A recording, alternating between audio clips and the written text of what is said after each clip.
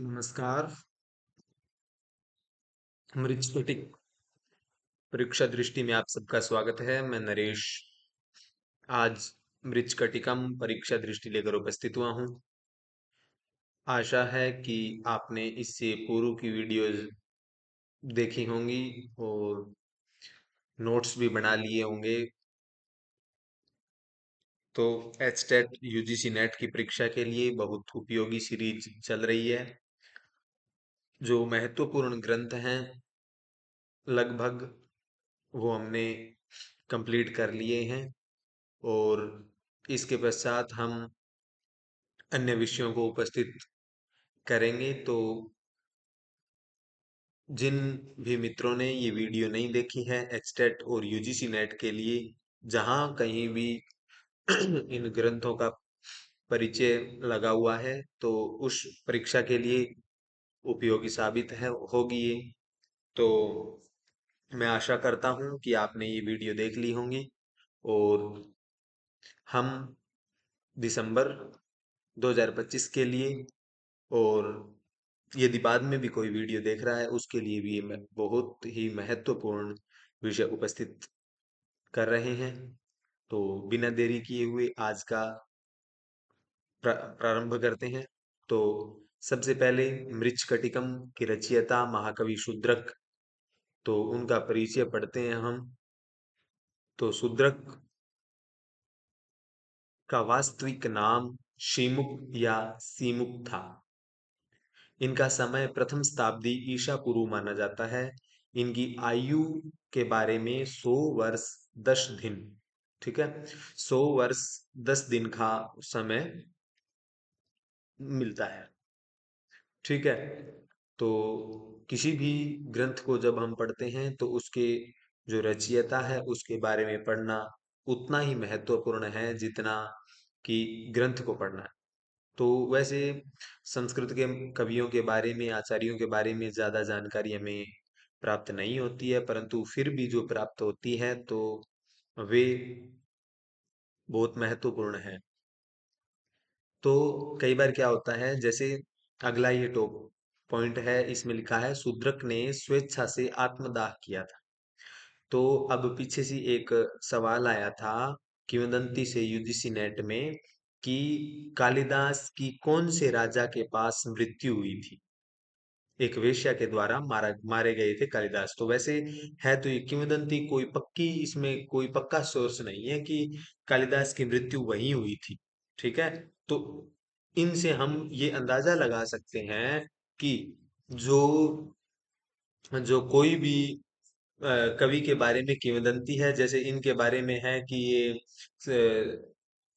इन्होंने स्वेच्छा से आत्मदाह किया था। ठीक है। तो ये बात इनकी एक किंवदंती ही मान सकते हैं इसको, या सच भी होगा क्या पता, परंतु ये चीजें भी पूछ ली जाती है। ठीक है। इसका उदाहरण ये ताजा ही है कि आप यूजीसी नेट की परीक्षा देख सकते हैं, जनवरी में जो हुई है, जनवरी 2025 में, उसमें एक सवाल आया था ऐसा। तो इस ऐसे सवाल भी बहुत बार पूछे जाते हैं। तो महापराक्रमी सुंदर आकृति वाले ब्राह्मणों में से श्रेष्ठ ब्राह्मण थे। तो एक पंक्ति मिलती है, द्विजमुख्यतमः कविर बभूव प्रति प्रथितः शूद्रक इत्यगाध शत्वा। शूद्रक ऋग्वेद, सामवेद आदि वेदों के ज्ञाता, गणितज्ञ, संगीत और हस्त विद्या में निपुण थे। महाकवि शूद्रक शिव और पार्वती के भक्त थे। किसके भक्त थे? शिव और पार्वती के। तो ये मत चीज याद रखेंगे। इसके बाद शूद्रक ने शिव के प्रताप से दिव्य दृष्टि पाकर पुत्र को राज सिंहासन देकर महामहिमशाली अश्वमेध यज्ञ किया था। ठीक है। तो ये भी क्या पता पूछ ले कि अश्वमेध करने वाला कौन सा कवि है, तो शूद्रक। मृच्छकटिकम शूद्रक की एकमात्र रचना है और शूद्रक प्रथम नाटककार हैं जिन्होंने तत्कालिक सामाजिक व्यवस्था को ही अपनी लेखनी का आधार बनाया है। तो अब ये इतना ही इनके बारे में मिलता है। ठीक है। इसके पश्चात हम देखें लेखक मृच्छकटिक के बारे में। तो शूद्रक है और विधा क्या है, प्रकरण है। ये सवाल बहुत महत्वपूर्ण है, एक बार मैं भी गलत करके आया था ये सवाल। ठीक है, तो ये सवाल आप ध्यान रखें। प्रकरण प्रकरण प्रकरण, ठीक है, मृच्छकटिकम प्रकरण ग्रंथ है। ये बहुत बार परीक्षाओं में पूछा जाता है, तो इसको आप पक्का ध्यान रखें। मृच्छकटिकम क्या है, ये सवाल बहुत बार पूछा जाता है।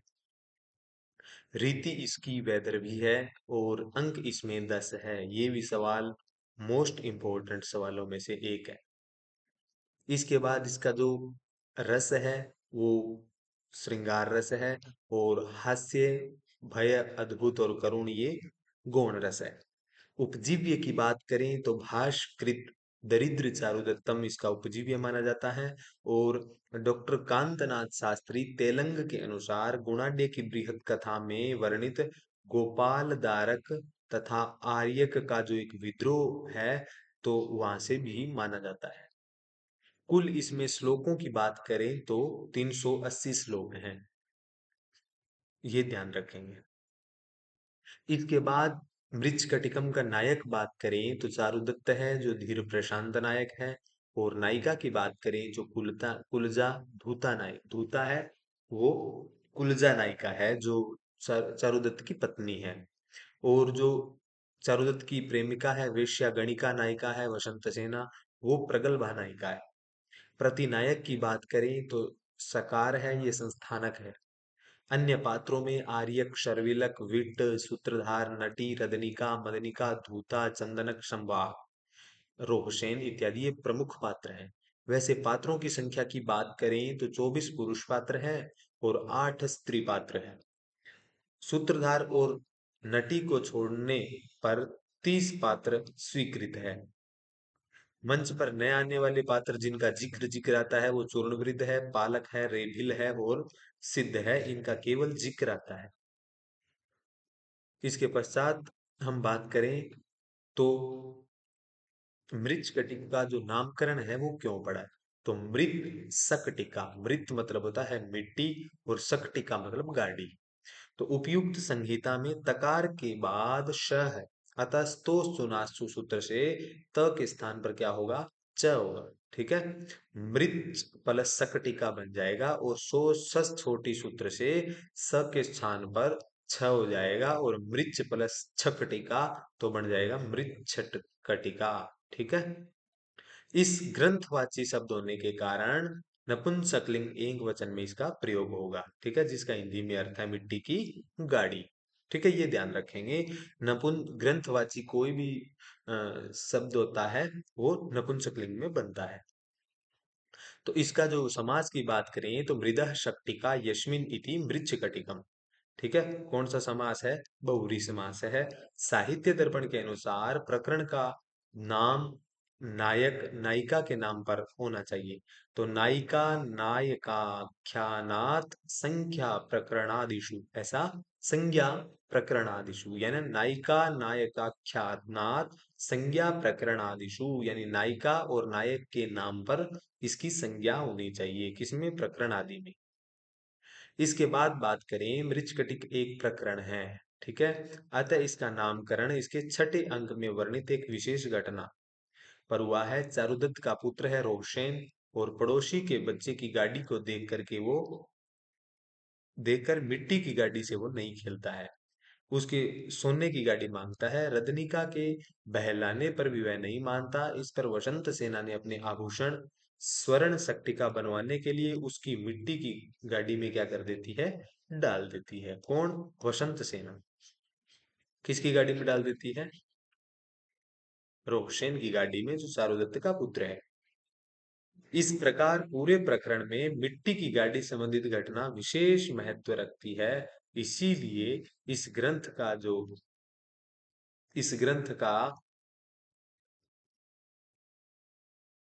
इस ग्रंथ का जो नाम है वो मृच्छकटिकम रखा गया है।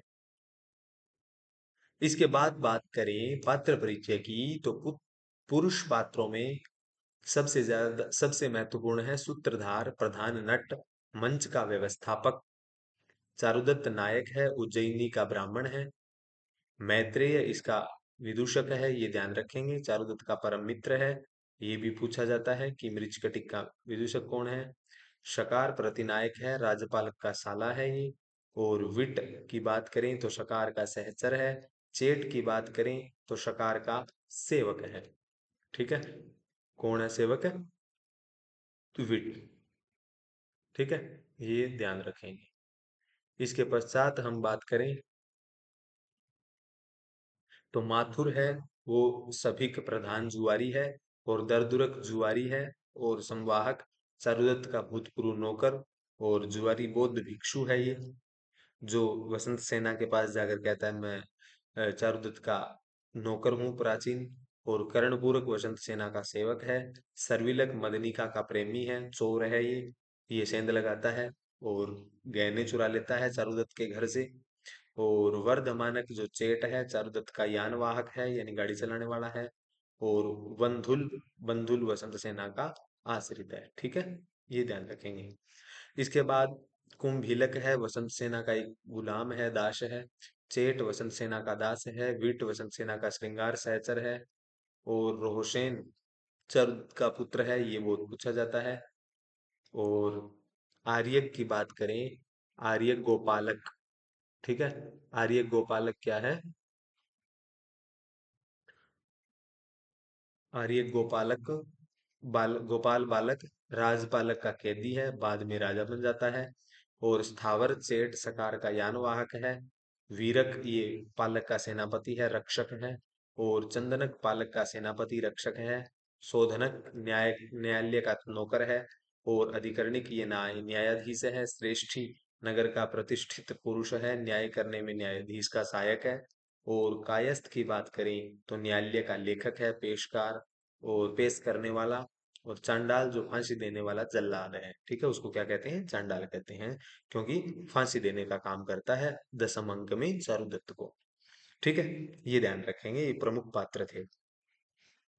यदि मृच्छकटिक के मंगलाचरण की बात करें तो सृगधरा छंद में है। पर्यंक ग्रंथि बंध द्विगुणित भुजगा श्लेष संवीत जानो अंत प्राणावरोध व्युपरत सकल ज्ञान रुद्धेन्द्रियस्य आत्मन्यात्मानमेव व्यपगत करणं पश्यतस्तत्त्वदृष्ट्या शम्भोर्वः पातु शून्ये क्षणघटितलय ब्रह्मलग्न समाधि।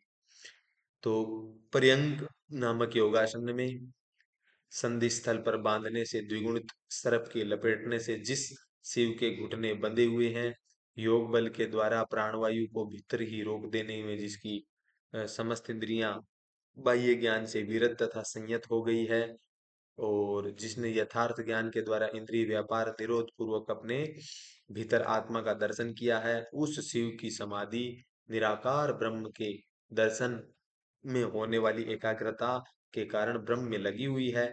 ये आप सब सभासदों की रक्षा करें। ठीक है, इस प्रकार से ये आशीर्वादात्मक मंगलाचरण हुआ। ठीक है, यानी आप सबकी मंगल कामना की गई है, तो इसलिए आशीर्वादमक मंगलाचरण हो गया। ठीक है, तो दो श्लोकों में मंगलाचरण किया है। तो दूसरे श्लोक में पावतु वो नीलकंठस्य कंठ श्यामा बुधोपमः गौरी भुजलता यत्र विद्युल्लेखे वराजते। अर्थात शिव जी के काले बादल जैसा कंठ है, जिसमें पार्वती की गौरवर्ण भुजा रूपी लता विद्युत पंक्ति के समान शोभित होती है, वो आप सबकी रक्षा करें। ठीक है, इस प्रकार से भगवान शिव की स्तुति किए। किसने?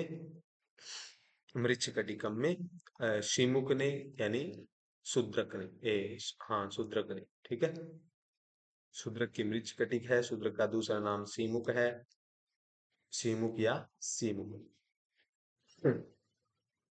ये ध्यान रखेंगे। इसके बाद बात करें मृच्छकटिक रूपक की निर्विघ्न समाप्ति के लिए नाटक के प्रारंभ, मध्य और अंत में मांगलिक पद्यों का प्रयोग होना चाहिए। जैसे ये लिखा है, ग्रंथादौ ग्रंथ मध्य ग्रंथांते च मंगलमाचरेत। ठीक है, ग्रंथ आदौ, मध्य और अंत में मंगलाचरण होना चाहिए। ठीक है, ऐसा कहना चाहते हैं। नाट्य की परिभाषा में मांगलिक पद्य को नांदी कहते हैं। कैसे?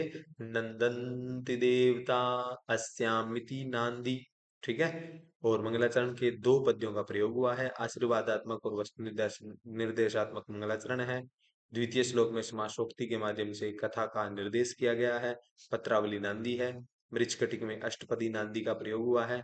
किसी छंद का चतुर्थ अंश पाद चरण को एक पद मानने पर चार पद प्रथम श्लोक में, चार पद द्वितीय श्लोक में, क्योंकि दोनों श्लोकों के माध्यम से स्तुति की गई है, अतः चार चार आठ अष्टपदा नांदी होगी। ठीक है। नांदी पाठ का कर्ता कौन होता है? सूत्रधार होता है। ठीक है। सबसे पहले कौन आता है? सूत्रधार। मृच्छकटिक के प्रथम पद्य में सरगधरा छंद है और दूसरे में पथ्यावक्र छंद है। ठीक है। दूसरे में कौन छंद है? पथ्यावक्र। उपमा, रूपक, अनुप्रास अलंकारों का प्रयोग हुआ है। ठीक है, ये ध्यान रखेंगे। इसके बाद हम भरत वाक्य की बात करें तो भरत वाक्य है, क्षीरिण्य संतु गावो भवतु वसुमती सर्व संपन्न सस्या पर्जन्य काल वर्षी सकल जन मनो नंदिनी वास्तु वाता मोदन्तां जन्म भाज सततमभिमता ब्राह्मणा सन्तु सन्तः श्रीमन्तः पान्तु पृथिवीं प्रशमितरिपवो धर्मनिष्ठाश्च भूभूपा। अर्थात गौएं प्रचुर दूध देने वाली हों, पृथ्वी पर सभी धान्यों से पूर्ण हो, मेघ समय पर बरसने वाला हो और समस्त जनों के मन को आनंदित करने वाली वायु चले, प्राणधारी हमेशा सुखी रहें, पूज्य ब्राह्मण लोग उत्तम शील वाले हों, समृद्धशाली शत्रुओं का नाश करने वाले तथा धर्मनिष्ठ राजा पृथ्वी का पालन करें। नाटक के अंत में प्रशस्ति के रूप में वर्णित श्लोक को क्या कहते हैं? भरत वाक्य कहते हैं। भरत वाक्य में लोक कल्याण की कामना की जाती है। नाट्य के जन्मदाता आचार्य भरत के सम्मानार्थक इसका प्रयोग किया जाता है। सूत्रधार अथवा सारे पात्र संयुक्त होकर भरतवाक्य बोलते हैं। मृच्छकटिकम के भरतवाक्य में सृगधरा एवं काव्यलिंग अलंकार है। ठीक है। कौन सा अलंकार है? काव्यलिंग अलंकार है। तो ये ध्यान देंगे। ठीक है। इसके बाद बात करें आगे, मृच्छकटिक में अंकवार श्लोक कितने हैं? तो सबसे पहले अंकों के नाम याद कर लें। सबसे पहले अलंकार न्यास अलंकार जो वसंत सेना चारुदत्त के घर रख कर जाती है। द्युतकर संवाहक दूसरा, और प्रथम अंक में 58 श्लोक हैं। दूसरे में द्युतकर संवाहक 20 श्लोक हैं। संधि छेद 30 श्लोक हैं। मदनिका और सरविलक का प्रेम बातें हैं तो 33 श्लोक हैं। दुर्दिन दिन बड़ा खराब है ऐसा वर्णन है तो 52 श्लोक हैं। प्रवहन विपर्य 27 श्लोक हैं।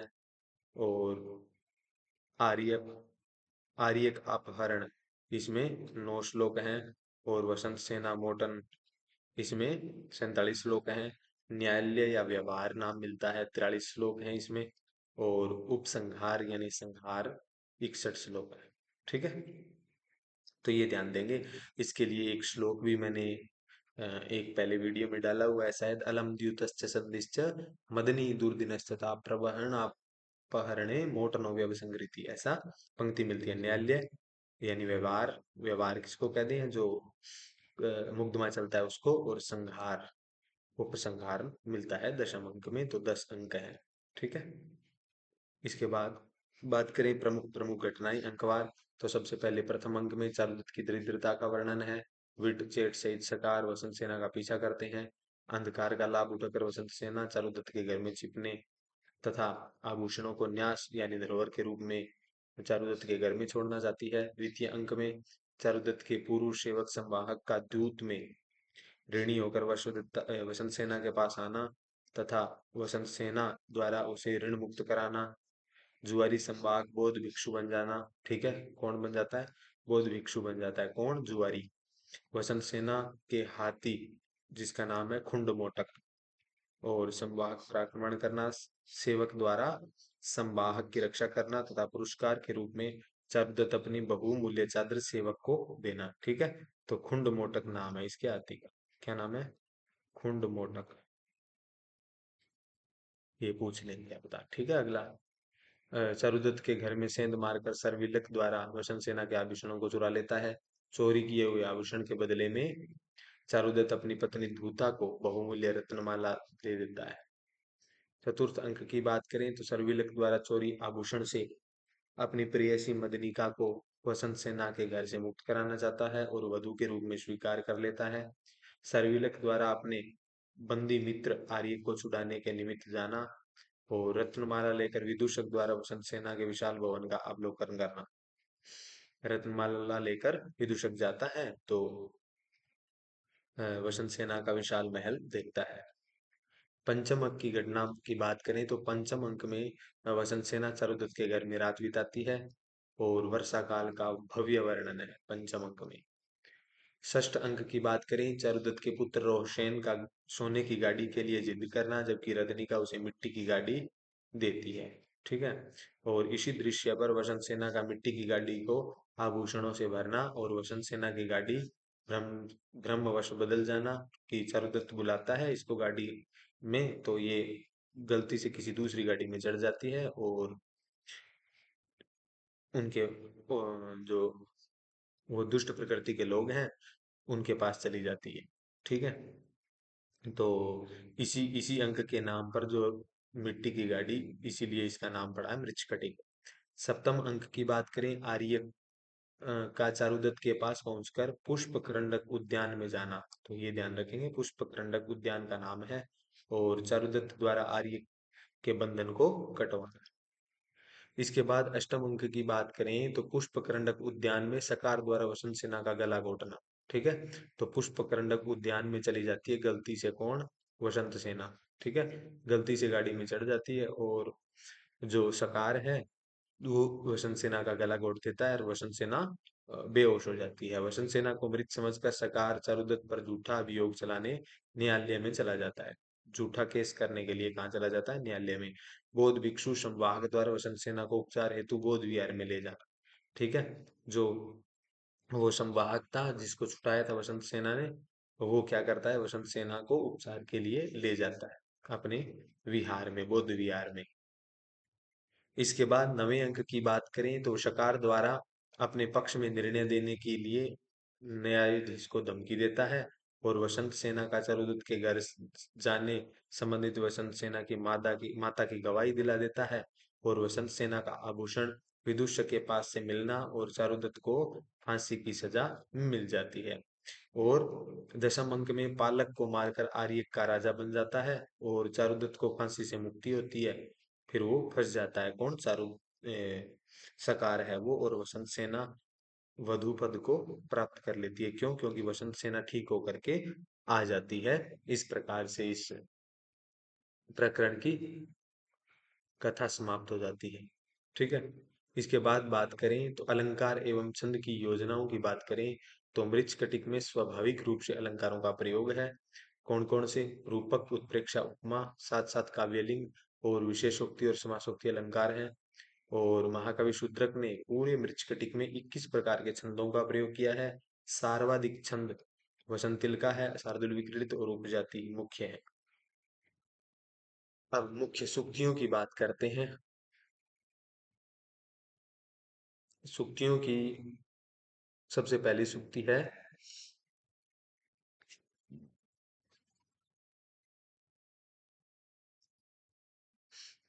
तो सूक्तियों में सबसे पहली सूक्ति है अग्राह्य मूर्धजे श्वेताः स्त्रियो गुण समन्विताः न लताः पल्लव छेद महन्त्युपवनोद्भवाः। अष्टम अंक के 21वें श्लोक की सूक्ति है। तो कह रहे हैं 8वें अंक में जब सकार वसंत सेना को बाल पकड़ कर जबरदस्ती उतारना चाहता है ना, तब विट सकार से कहता है कि सुंदरता आदि गुणों से युक्त इन नारियों के केस नहीं पकड़ना चाहिए। ठीक है। अग्राह्या मूर्ध मूर्धजेश्वेता स्त्रियो गुण समन्विता, क्योंकि उद्यान में उत्पन्न होने वाली लताएं कोमल पत्ते तोड़ने योग्य नहीं होते। न लता पल्लव छेद महंत्युपवनोद्भवा। ठीक है। यानी जो लताएं हैं और फूल हैं वो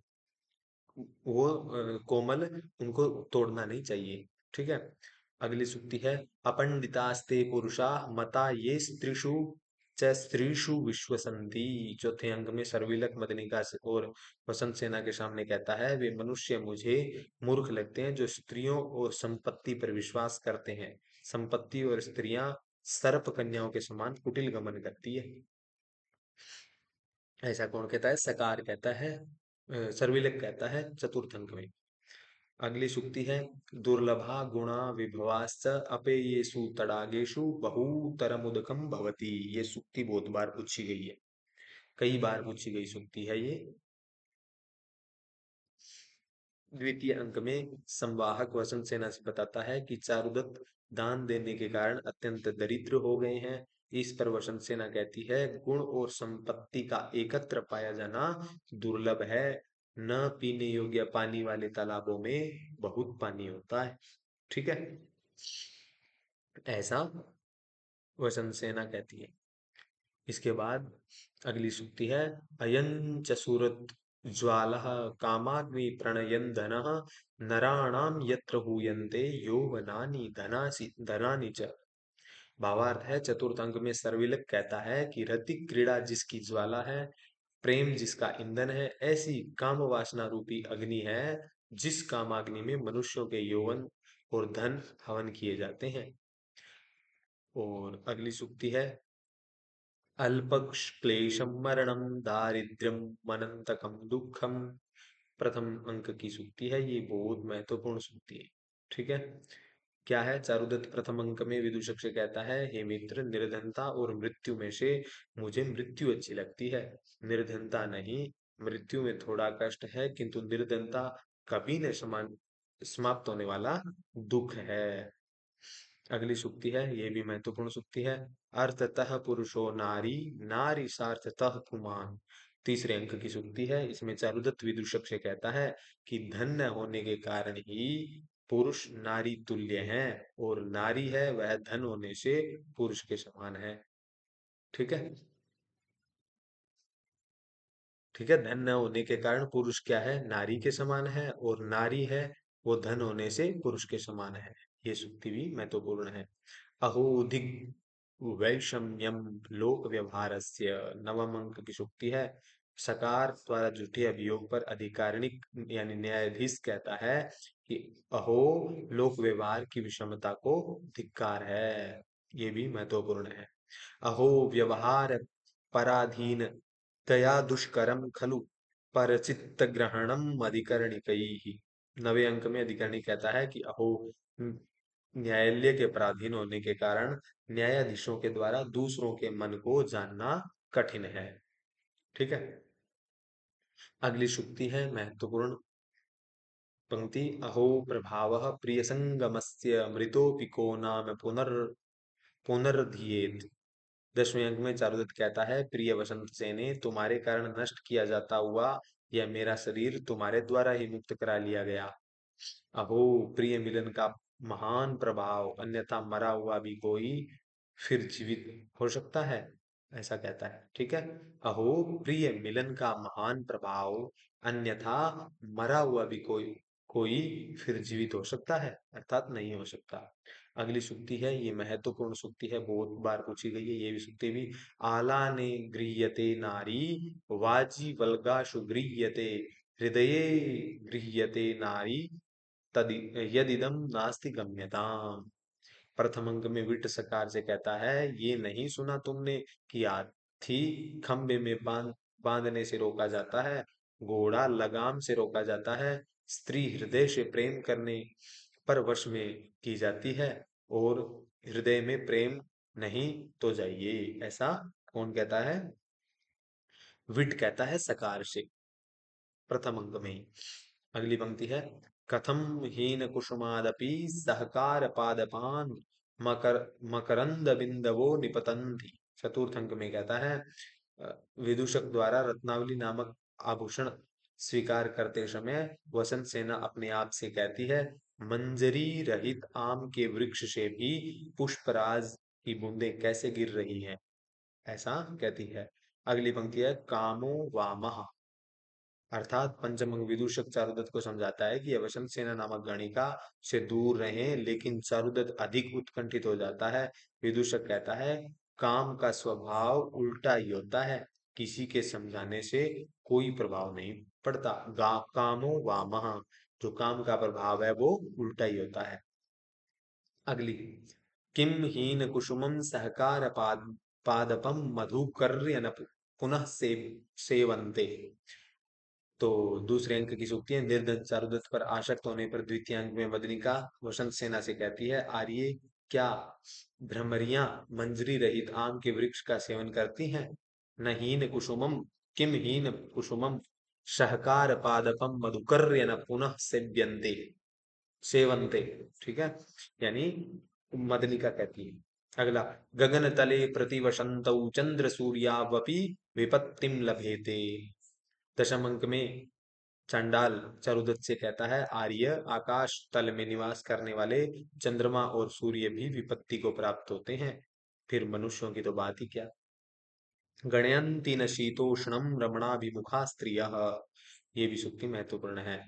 पंचम अंक में वसंत सेना चारुदत्त के घर जाने के इच्छुक वर्षा होने पर विट से कहती है कि बादल वर्षे, गरजे, वज्र गिरे, किंतु रमण की इच्छुक कामिनियां ठंडी गर्मी बरसात किसी की परवाह नहीं करती।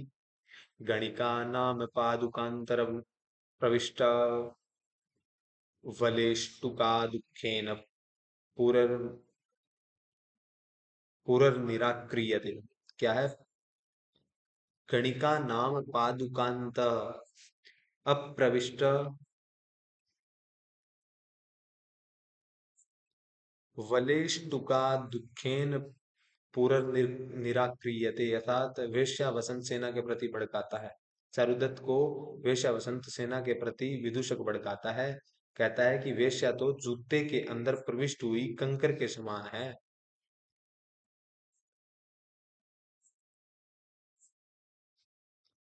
फिर दुख से ही निकाली जाती है। यहाँ कुछ मिस्टेक लग रही है, कोई ना, चल देखेंगे। अगला, गणिका हस्ती कायस्थो भिक्षुश्चाटो रासभश्च यत्रैते निवसन्ति तत्र दुष्टा अपि न जायन्ते।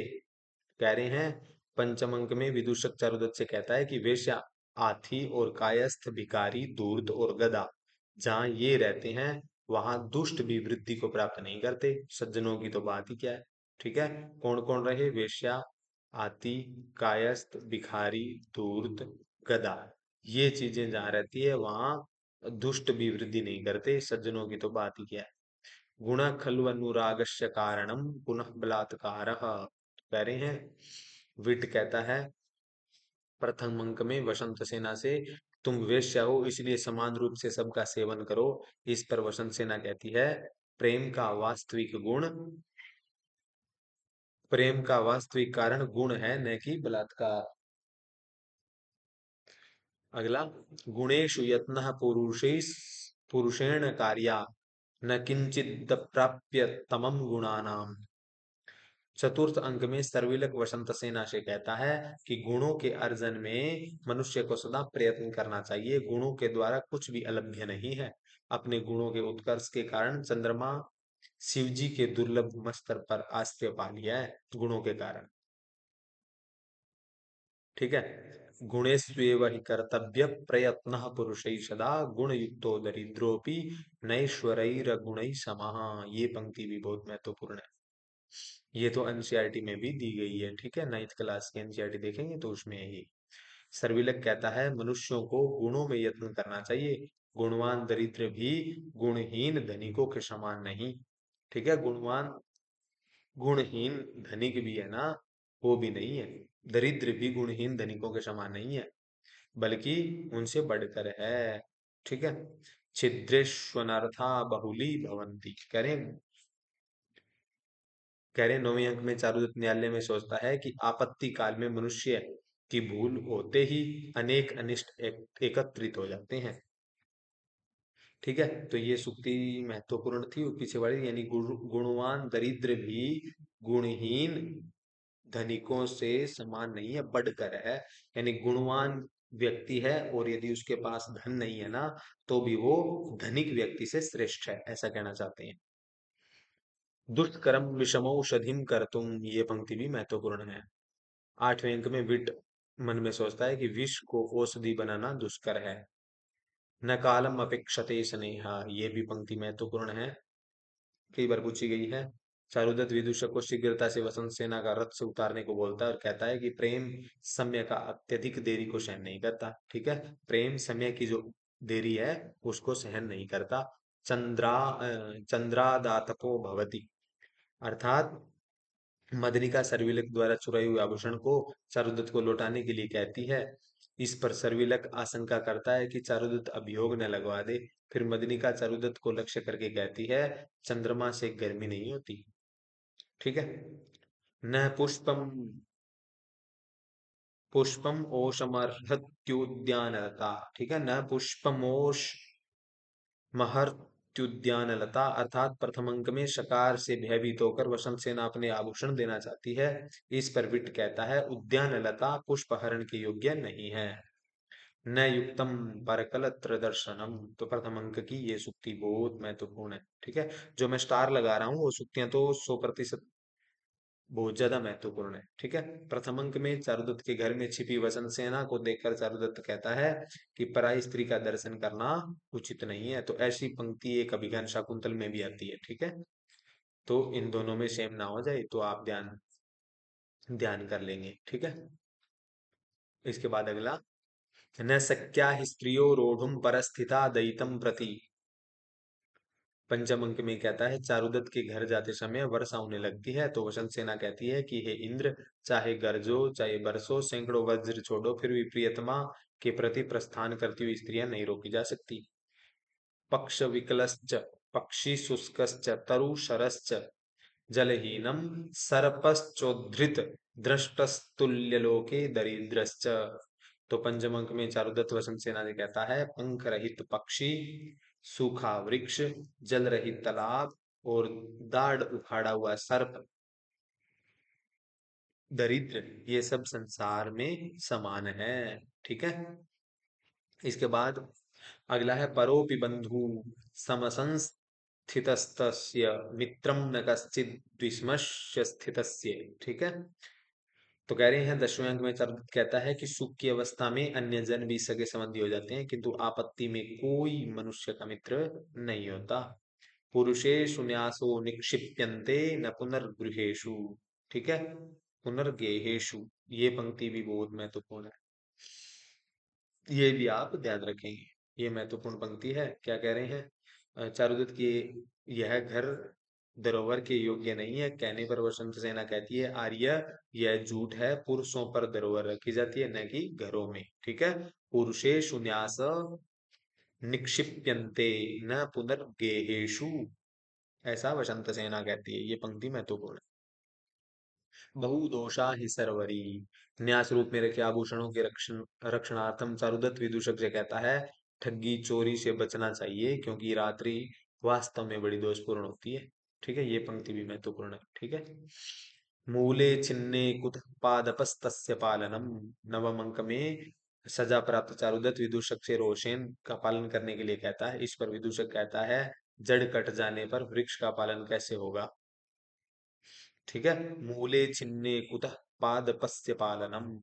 ठीक है, यानी मूल जड़ कट जाने पर वृक्ष की जड़ कट जाने पर वृक्ष का पालन कैसे होगा, ऐसा कहना चाहता है विदूषक। यानी चारुदत्त के मर जाने पर तो उसके बेटे का पालन क्या है, ये जो विदूषक है वो कैसे जी पाएगा, ऐसा कह रहा है।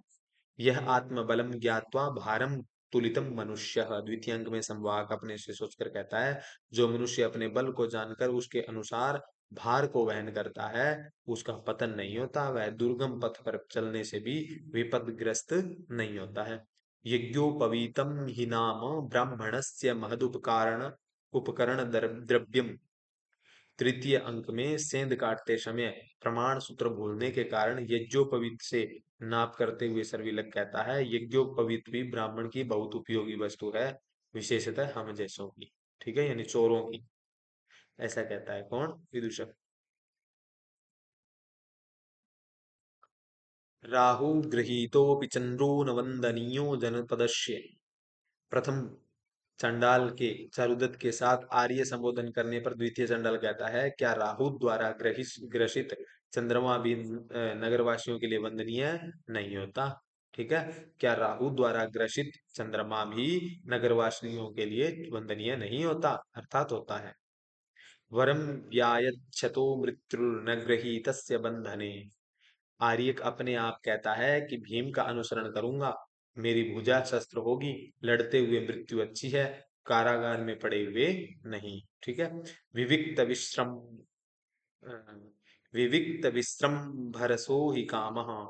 आठवें अंक में सकार के प्रणय निवेदन को ठुकराने पर विट अपने मन में सोचता है, स्थान में खाली करता हूं, क्योंकि काम निर्जन एवं विश्वस्त स्थान में आनंददायक होता है। वीणा ही नाम असमुद्रोत्थितम रत्नम। ये पंक्ति बहुत महत्वपूर्ण है। ठीक है, ये याद कर लेंगे। तृतीय अंक में चारुदत्त रेभिल के ज्ञानों की प्रशंसा करते हुए कहता है, वीणा तो वास्तव में बिना समुद्र से निकला हुआ रत्न है। कौन कहता है? रेभिल कहता है। अगला, वेश्या समशान सुमना इव वर्जनीया। ये महत्वपूर्ण सूक्ति है ये भी। ठीक है। सर्विलक वेश्याओं के विषय में कहता है, वेश्याएं धन के कारण हंसती और रोती हैं, पुरुष को विश्वास दिलाती हैं, किंतु स्वयं पुरुषों पर विश्वास नहीं करती। इस कारण कुलीन और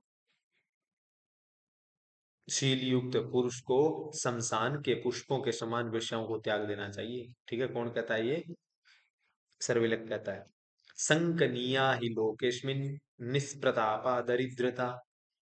वसंत सेना के आभूषण चोरी हो जाने पर चारुदत्त विदूषक से कहता है कि मित्र, वास्तविकता पर कौन विश्वास करेगा? सभी मुझे तुच्छ अपराधी समझेंगे, क्योंकि इस संसार में पौरुष विहीन निर्धनता शंका योग्य होती है।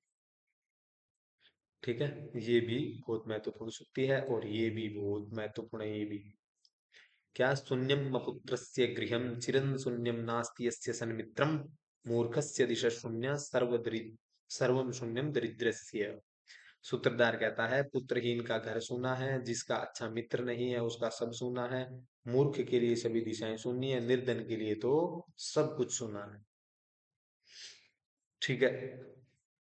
इसके बाद सुन्नीर गृहैर खलु क्षमा पुरुषा दरिद्रा। सरुदत्त कहता है, दरिद्र व्यक्ति वस्तुतः सूने घरों, जल रहित कूपों तथा शुष्क वृक्षों के समान है। सत्कार धन खलु सज्जनः। ये पंक्ति भी महत्वपूर्ण है। ठीक है।